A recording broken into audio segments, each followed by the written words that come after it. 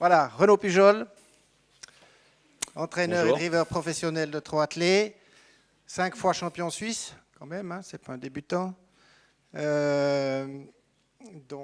Champion suisse des drivers professionnels et des entraîneurs professionnels. À peu près, bientôt 400 victoires. Hein. J'ai compté, il me semble, 395. C'est juste? Ouais, j'ai essayé de compter ça l'autre jour, dont 17 en France. Mais on est bientôt 400 victoires, il faudra que ça se fête. Il a gagné déjà il y a 10 jours, là. Donc j'espère que ça va continuer. Ok, je te passe la parole, merci. Bonsoir à tous, merci d'être venus. Je vais vous parler exclusivement de l'entraînement des trotteurs. Bon, ça reste avant tout des athlètes. Le moindre détail a son importance. Aussi bien, vous verrez après dans la suite du reportage, mais aussi bien avec le maréchal, la ferrure est vraiment indispensable pour l'amélioration du trot. Après, il est clair qu'il a besoin qu'on s'occupe de lui après la compétition, style massage, ostéopathe, vétérinaire, bandage, tout ça, c'est vraiment des choses très importantes pour le bien-être du trotteur. Après, le travail, il est adapté forcément en fonction de son âge. C'est clair qu'avec un 2 ans, vous n'allez pas demander la même chose qu'à un cheval adulte ou confirmé, surtout dans les premiers travaux. Donc il faut être très prudent de façon à préserver sa santé. Après, au niveau des aptitudes, c'est comme dans toute discipline, il y a des chevaux qui sont plus doués que d'autres. Donc il faut rester serein, ne pas forcer quand il est inapte à le faire. Voilà. Et puis après, au niveau des objectifs aussi, on prépare les chevaux en fonction d'un programme de course qui est établi par la fédération. Et ici en Suisse, c'est du mois de mars au mois de fin novembre, début décembre. Et là, pendant ces mois, vous avez des objectifs pour votre cheval ou vos chevaux. Ils ne peuvent pas être performants du 1er mars au 30 novembre. Ça, c'est impossible. Ils vont être performants pendant 2 à 3 mois, d'où l'intérêt en France de faire des meetings. Les chevaux, il y a les meetings d'hiver qui se passent exclusivement à Paris-Vincennes. Après, vous avez des meetings d'été, aussi à Vincennes, mais à Cagnes-sur-Mer, enfin un peu partout en France, mais sous forme de meeting. Donc le cheval est performant surtout pendant 3 mois. Après, si on parle de l'échauffement.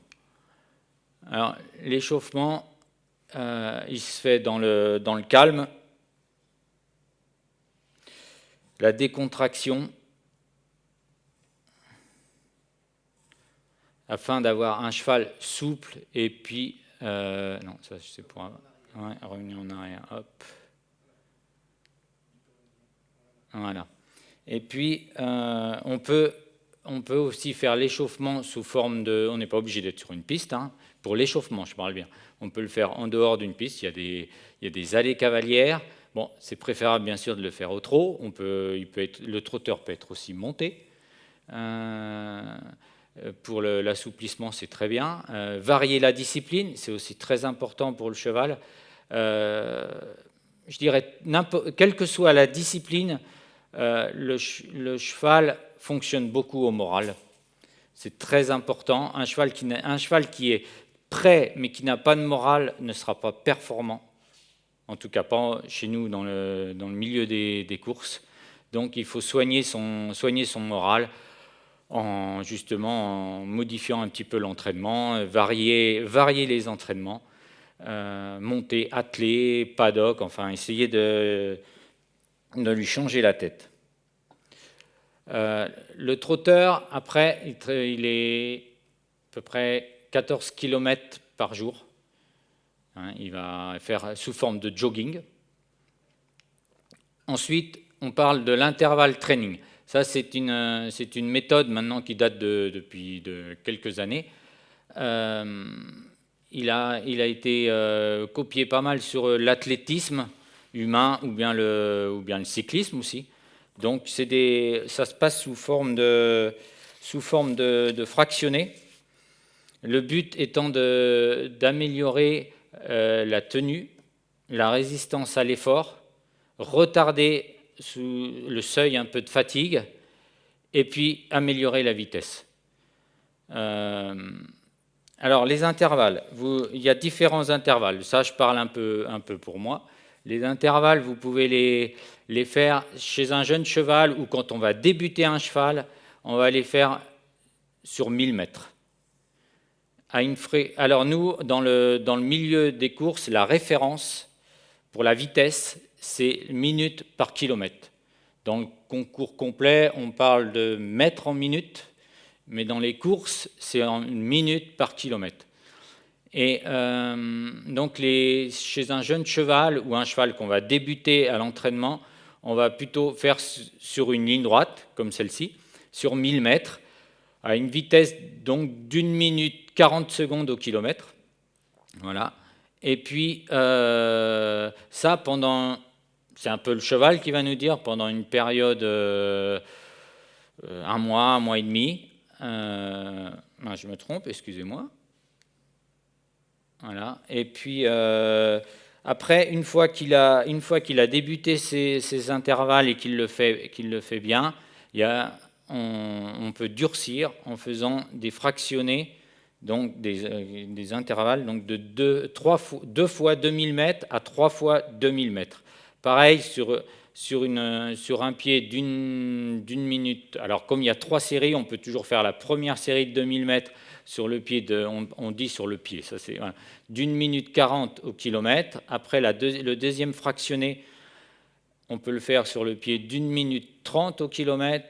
Et le troisième fractionné, on peut répéter en 1 minute 30 et finir les 500 derniers mètres un peu plus vite. Sachant que moi, je travaille toujours avec le cardio-fréquence-mètre.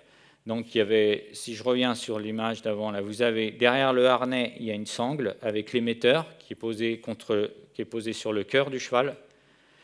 Et puis, là, vous avez la montre que vous pouvez avoir au poignet ou bien sur le sulky qui vous donne le kilométrage, la réduction kilométrique et le cœur. Voilà.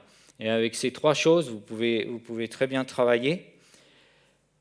Ce que disait aussi Dominique Burger, l'idéal, c'est de pouvoir travailler de temps en temps sur des lignes droites en montant.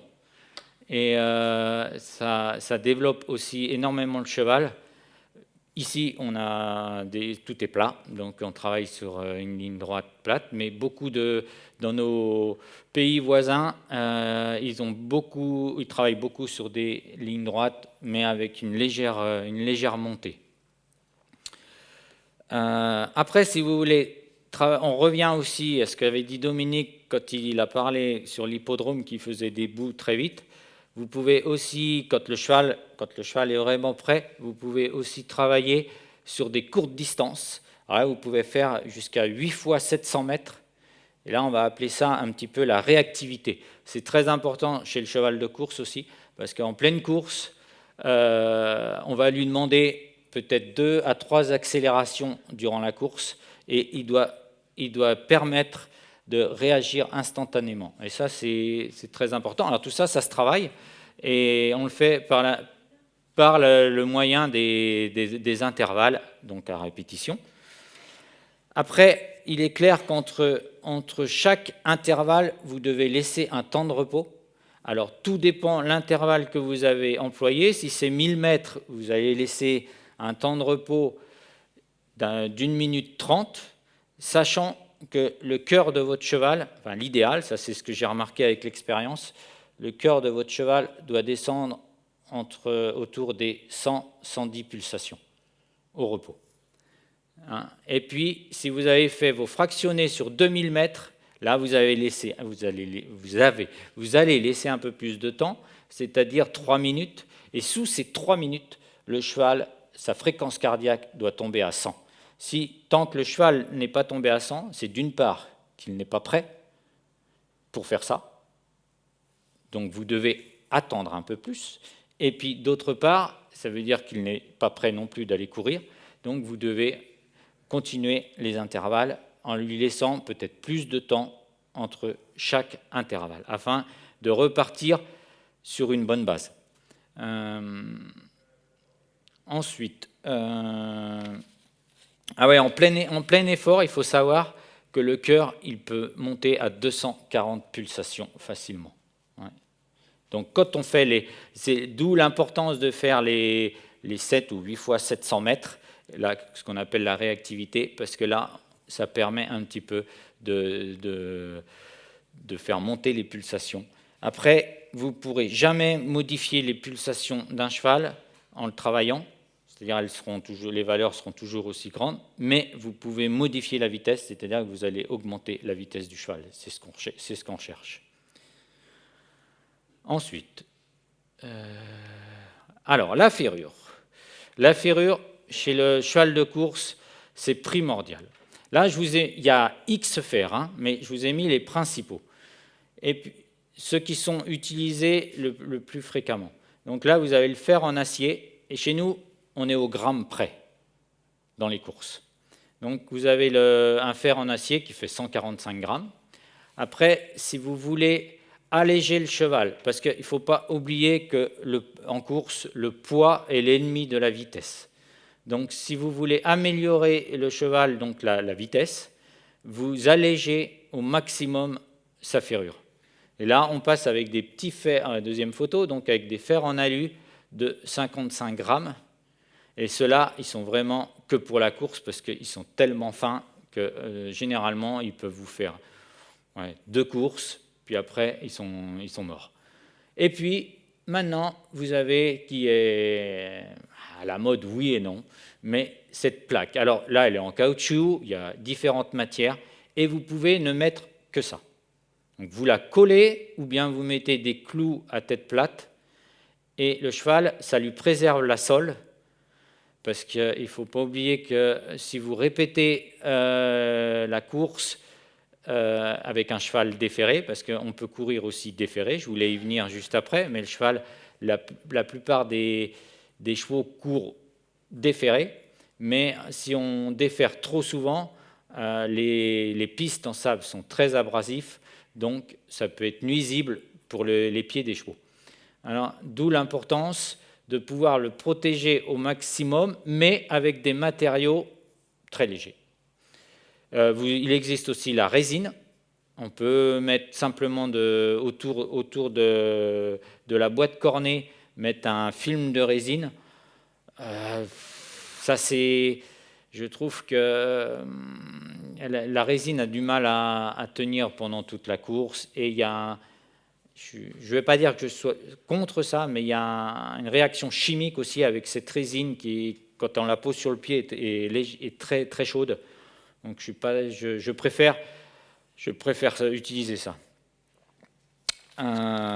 Après, non, hop, attends pour moi. Les cloches. Alors ça, ces cloches, elles sont aussi très spécifiques. Elles sont employées surtout chez les jeunes chevaux quand on leur apprend à trotter.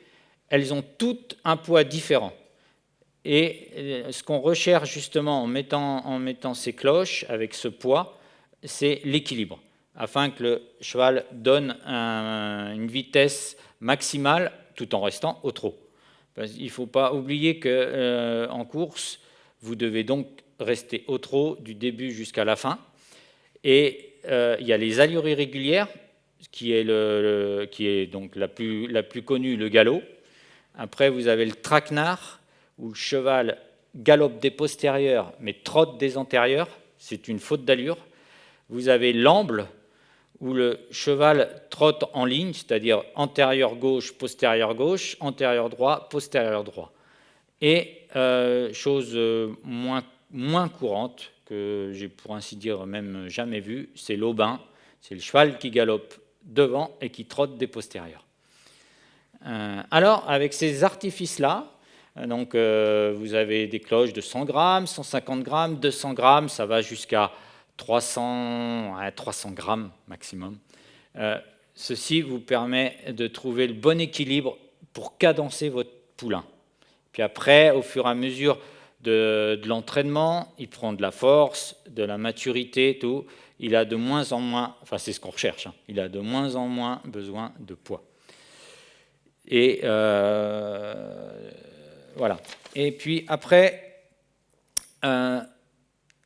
autant pour moi encore, hop, hop, hop. Après, vous avez deux possibilités de départ. Il y a les courses ce qu'on appelle auto-start. Vous venez, vous rangez derrière la voiture. On peut être sur 2 rangs, 8 se mettant derrière les ailes de l'autostart et 8 autres se mettant derrière les 8 premiers. Voilà, ça c'est une méthode de départ qui s'appelle l'auto. Voilà, les concurrents partent. Et puis la deuxième méthode que nous avons, c'est au laser. Et là, vous pouvez avoir un handicap pour les chevaux. La répartition se fait en fonction de l'âge des chevaux et des gains des chevaux. Donc les chevaux qui ont peu de gains ou qui sont plus jeunes peuvent partir devant, 25 mètres devant, et on peut aller jusqu'à un handicap de 50 mètres. Voilà. Alors ça, c'est les deux méthodes de départ qu'il existe dans le monde des courses. Alors après, je voulais vous parler un petit peu, je pense qu'on a vu un peu en gros l'entraînement sur les trotteurs. On pourrait y passer beaucoup de temps, mais voilà. Maintenant, je voulais vous montrer une course. À l'heure actuelle, ça c'est une course tout à fait récente, hein, qui a été courue au mois de février. Et les courses sont devenues maintenant très tactiques. C'est pas forcément le meilleur cheval qui va gagner.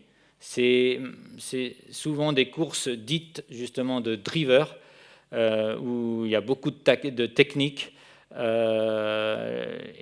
le cheval, c'est très bien dans un sens, parce que le cheval est préservé et n'est pas toujours sollicité du début de la course jusqu'à la fin. Et je trouve ça bien. Vous pourrez aussi remarquer pendant le déroulement de la course, je vais vous mettre, il y a de moins en moins de chevaux enraînés. Donc c'est aussi un atout, c'est une évolution au niveau de l'élevage, la génétique et tout, qui a fait que beaucoup de chevaux maintenant ont plus d'aptitude à trotter. Je peux avoir le son, c'est possible d'avoir le son? Est-ce possible d'avoir le son? Et les voilà partis pour la voilà, je vous laisse observer, vous verrez, c'est très tactique, c'est pas forcément le cheval qui est parti devant qui va arriver. Et puis regardez l'attitude des chevaux. Avec Étonnant qui est en tête, on reprend maintenant 14, avec en deuxième position le numéro 10, Guderipré, Freeman à hauteur. Alors bien sûr, vous n'avez pas toute la course, hein, parce que c'est trop long, j'ai fait des coupures. Davidson Dupont est en train de venir très vite, il va chercher à prendre la tête en haut de la montée. Ouais, Davidson Dupont qui fait un premier effort dans ce Prix de Paris avec donc Nicolas Vazir qui le propulse aux avant-postes en deuxième position. Étonnant est sorti de la corde, il a décidé de venir aux vous voyez, il y a beaucoup de relais. C'est jamais le même cheval qui se trouve devant. Donc là, ça reste vraiment une course de driver.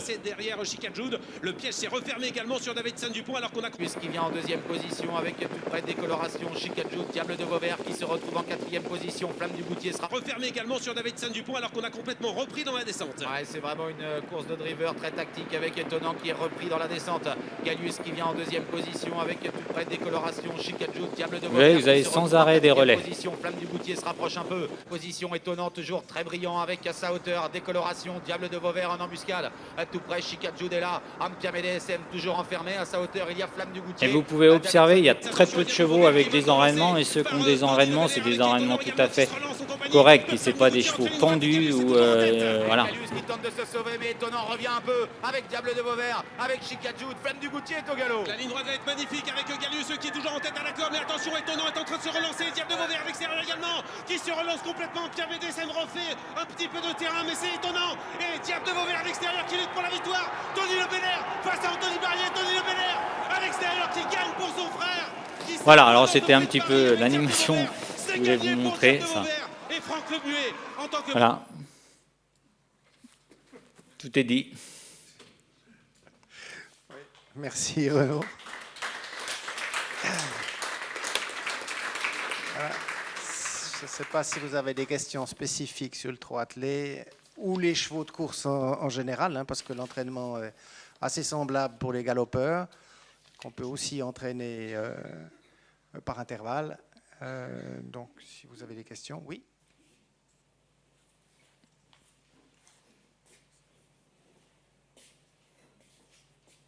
Bonjour, merci pour l'exposé. Je voulais savoir à quel âge vous commencez les entraînements avec ces chevaux? Alors, le débourrage se fait à l'âge de 18 mois. Après, généralement, ils retournent, bon, c'est pas généralement, ils retournent tous au champ.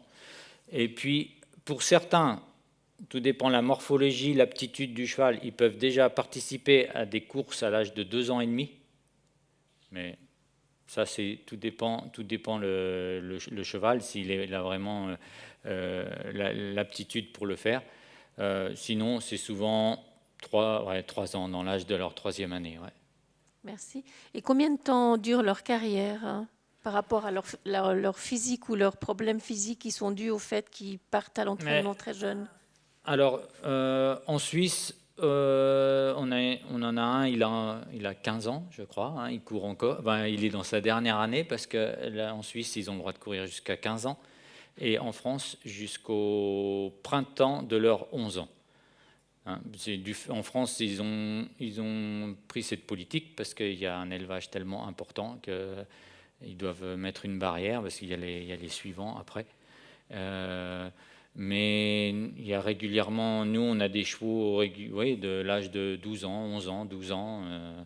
Et après c'est vrai qu'on a mis une limite, donc c'est 15 ans.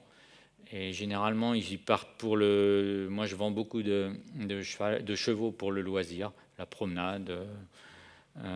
Certains font même un petit peu de jumping pour s'amuser. Voilà.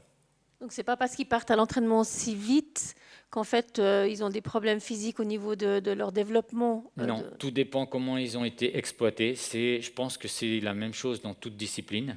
Que ce soit dans l'obstacle, dans le dressage, dans le complet, tout dépend comment vous exploitez le cheval. Comme on a dit tout à l'heure, c'est avant tout un partenaire. Vous travaillez avec, c'est pas un objet. Quand il va moins bien, il faut savoir stopper, même s'il faut l'arrêter une année pour son bien-être. Et ces chevaux-là, généralement, ils peuvent faire carrière, oui. Merci.